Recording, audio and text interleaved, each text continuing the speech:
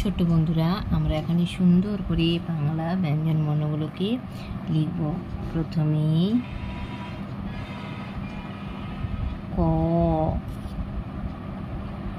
কয়ের পর খ, গ, ঘ, ঙ,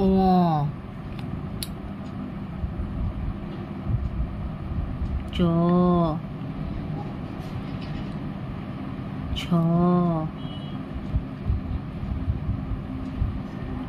বর্গীয় জ, ঝ,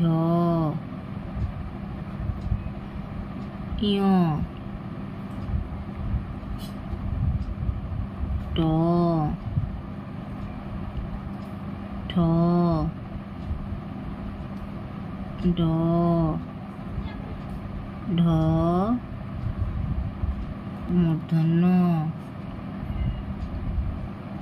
ত, থ, দ, ধ, দন্ত ন,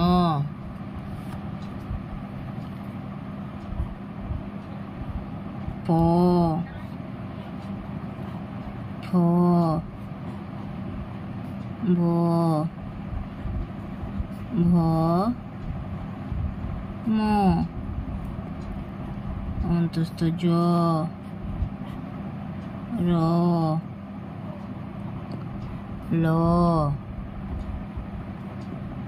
তালব্য শ, মূর্ধন্য ষ,